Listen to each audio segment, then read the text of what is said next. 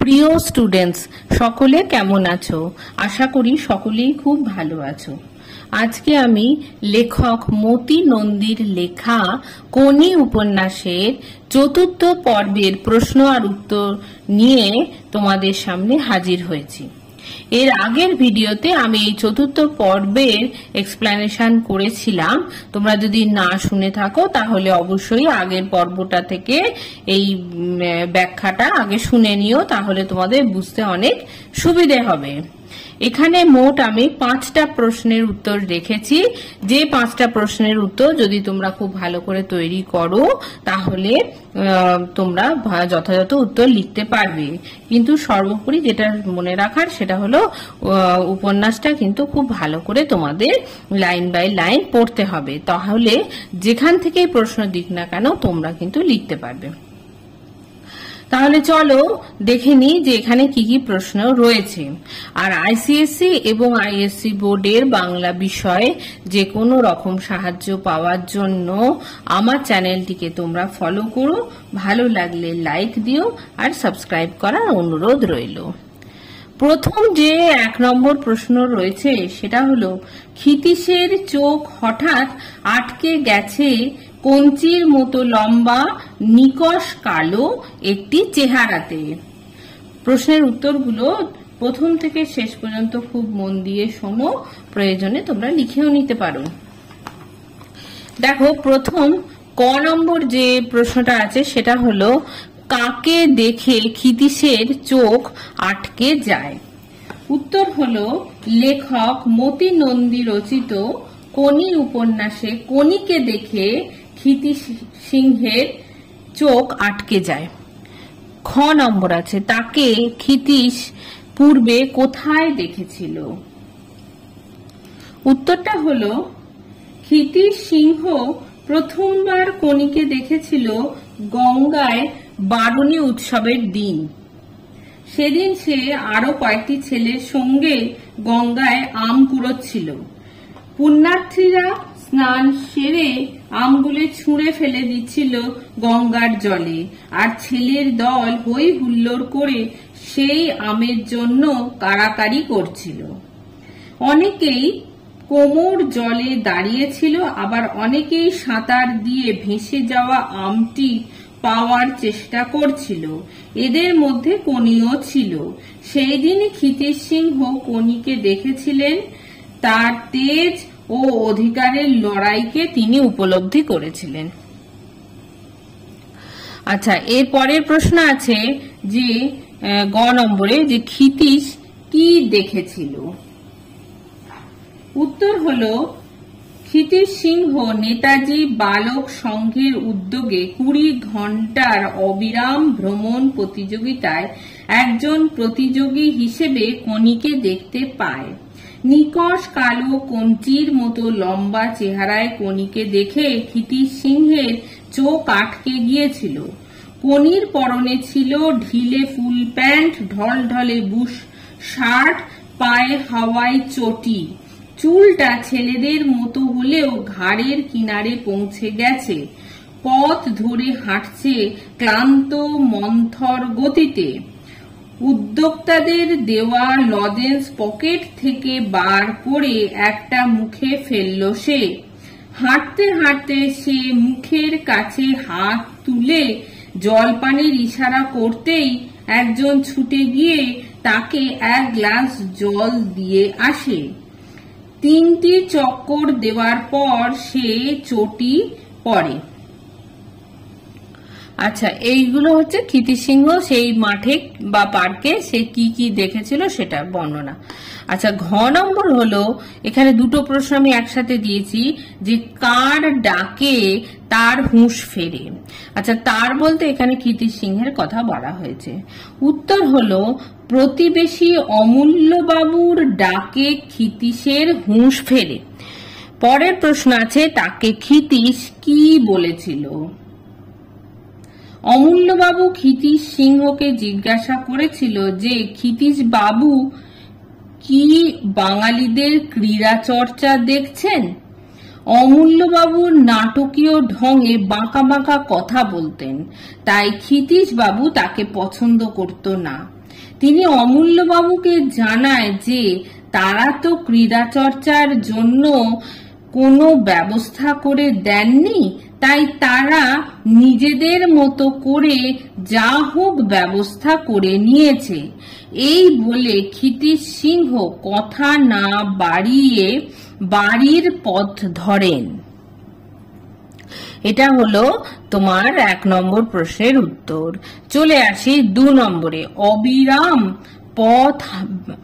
অবিরাম হাঁটা ব্যাপারটা সে একদমই পছন্দ করে না। প্রথম ক নম্বর প্রশ্ন আছে যে কার কথা বলা হয়েছে।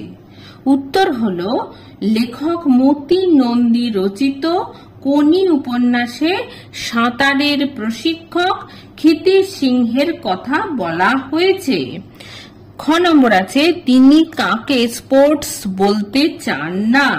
তিনি অবিরাম হাঁটাকে স্পোর্টস বলতে চান না। গ নম্বরে আসি, দেখে নি কি প্রশ্ন রয়েছে। তার পছন্দ না করার কারণ কি?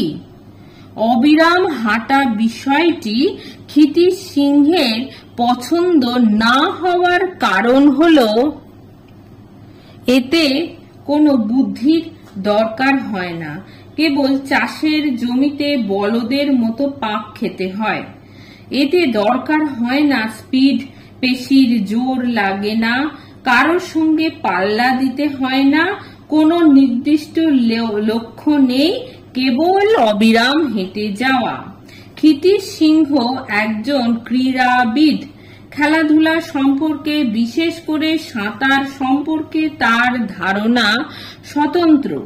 স্পোর্টসের দরকার সুশৃঙ্খল ট্রেনিং, থাকবে টেকনিক, থাকবে স্পিড, লক্ষ্য এবং পেশির জোর।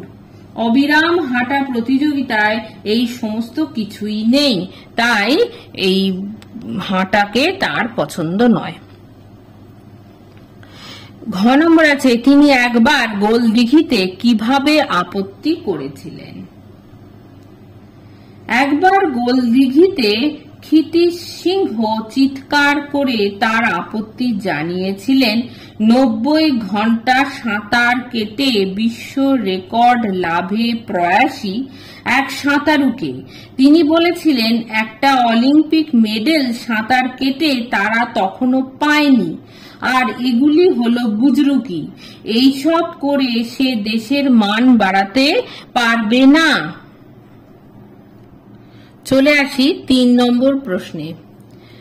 দেখো এখানে 3 নম্বরে আছে এবার সে এগিয়ে এসে বলল তুমি সাঁতার শিখবে।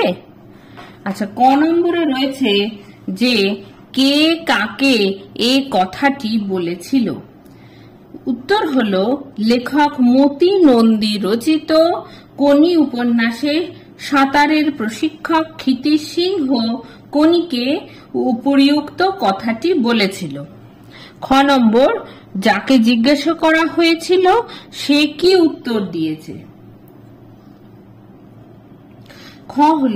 উত্তর হলো কোনিকে ক্ষিতীশ সিংহ সাঁতার শিখতে বলায় কোনি জানিয়েছিল যে সে সাঁতার জানে, সে গঙ্গায় এপার ওপার করতে পারে, এতে শেখার কিছুই নেই, সে যা জানে সেটাই যথেষ্ট। কিন্তু ক্ষিতীশ সিংহ তাকে বলেছিল সাঁতার শেখার জিনিস। কোনির মধ্যে তিনি ভবিষ্যতের একজন সার্থক সাঁতারুকে দেখতে পেয়েছিলেন। গ নম্বরে আসি প্রতিযোগিতার ফলাফল কি হয়েছিল। প্রতিযোগিতার শেষ 50 মিনিট পূর্বে 5 জন অবসর নিয়েছিল। কোনি তখনও হাঁটছিল। ক্ষিতীশ লক্ষ্য করেছিল যে কোনি ডান পাটা টেনে টেনে হাঁটছে। ক্লান্তি ওর পদক্ষেপে ধরা পড়ছিল। শেষে মোট 8 জন প্রতিযোগী প্রতিযোগিতা শেষ করেছিল, তাদের মধ্যে কোনিও ছিল। ঘ নম্বর প্রশ্ন আছে যে কি কি পুরস্কার প্রতিযোগীদের দেওয়া হয়েছিল। এই প্রতিযোগিতায় প্রথম দ্বিতীয় পুরস্কার দেওয়া হয়নি। হাঁটায় যারা 20 ঘন্টা সম্পন্ন করেছে তাদের প্লাস্টিকের কিট ব্যাগ ও তোয়ালে দেওয়া হয়েছিল। 16 ঘন্টা পরে যারা অবসর নিয়েছিল তাদের শুধুই ব্যাগ এবং 12 ঘন্টা পর যারা অবসর নিয়েছিল তাদের শুধু তোয়ালে দেওয়া হয়েছিল। কোনি পুরস্কার নিয়ে ব্যাগটি উল্টে পাল্টে দেখছিল। তারপর সেই পুরস্কার ও খাবারের ঠোঙা নিয়ে সে ভাইয়ের সাথে বাড়ির দিকে যাত্রা করেছিল বা বাড়ির দিকে রওনা হয়েছিল, সেটাও বলতে পারো। আচ্ছা, এটা হলো আমার 3টে প্রশ্নের উত্তর। চলে আসি 4 নম্বরে। দেখো 4 নম্বরে রয়েছে, এখানে পুরো লাইনটা লিখিনি, এই পার্ক পরিক্রমা রূপান্তরিত হোক বিশ্ব পরিক্রমায়, জয় হিন্দ। আচ্ছা, প্রথম ক নম্বর প্রশ্ন রয়েছে যে কে এই উদ্ধৃত কথাগুলি বলেছে। উত্তর হলো, উক্তিটি মতি নন্দী রচিত কোনি উপন্যাসে হাঁটার প্রতিযোগিতার দিনের সভাপতি বরেণ্য জননেতা ও নেতাজি বালক সংঘের হিতৈষী বিষ্ণুচরণ ধর মহাশয়ের। খ নম্বর, তিনি কার প্রম্পট শুনে কথাগুলি বলেন। তিনি সাঁতারের প্রশিক্ষক ক্ষিতীশ সিংহের প্রম্পট শুনে কথাগুলি বলেছিলেন। গ নম্বর, তিনি ভাষণ দিতে গিয়ে আর কি কি কথা বলেছিলেন। প্রতিযোগিতার শেষে ভাষণ দিতে গিয়ে বিষ্ণুধর বলেছিলেন ব্যায়াম করা সকলের দরকার, হাঁটাও একটা ব্যায়াম। নেতাজি বালক সংঘের তরুণ কর্মীদের চেষ্টায় এই প্রতিযোগিতা সাফল্য লাভ করেছে। তিনি গঙ্গার পাড়ে ক্ষিতীশ সিংহের কাছ থেকে শোনা কথাগুলোই ভাষণ দিয়েছিলেন। তিনি বলেছিলেন শরীরকে চাকর বানাতে হবে। যদি কেউ আপনাদের চাঁটি মেরে পালিয়ে যায় তাকে ধরতে পারবেন না আপনারা, কারণ আপনাদের শরীর ফিট নয়। ফিটনেস আসে ব্যায়াম থেকে। সমাজের কল্যাণের জন্য, মানুষকে সুস্থ সবল করার জন্য সংগঠন গড়ে তুলতে তিনি সর্বদাই মানুষের পাশে থাকবেন। বক্তৃতার শেষে তিনি বলেন যে শরীরকে ফিট না করলে পরিশ্রম করা যাবে না ও দেশ গড়ে তোলা সম্ভবপর হবে না, বা এটা বলতে পারো যে দেশ গড়ে তোলা সম্ভব হবে না। আচ্ছা, এরপরের প্রশ্নতে চলে আসি ঘ নম্বরে। দেখে নি কি আছে। তিনি ভাষণের শেষে কি কথা যোগ করেছিলেন। বিষ্ণুচরণ ধর ভাষণের শেষে রবীন্দ্রনাথ ঠাকুরের একটি কবিতা লিখে পকেটে করে এনেছিলেন, কিন্তু তিনি তা খুঁজে পাচ্ছিলেন না। অবশেষে ক্ষিতীশ সিংহের কথা অনুসরণে তিনি বলেন তাদের যাত্রা শুরু হলো ছোট পার্কে, ধীরে ধীরে তা বৃহত্তর জীবনের দিকে তাদের নিয়ে যাক। এই পার্ক পরিক্রমা রূপান্তরিত হোক বিশ্ব পরিক্রমায়। এই পার্ক পরিক্রমা রূপান্তরিত হোক বিশ্ব পরিক্রমায়। এরপর জয় হিন্দ বলার পর বিষ্ণুধর নিজের প্রোগ্রেসিভ নেচারটা জনগণকে বোঝানোর জন্য ইনকিলাব জিন্দাবাদ কথাটি যোগ করেছিলেন। এটা হলো 4 নম্বর প্রশ্নের উত্তর। চলে আসি 5 নম্বরে। সেই জন্যই তো আপনাকে চাই, কে কাকে কথাটি বলেছে।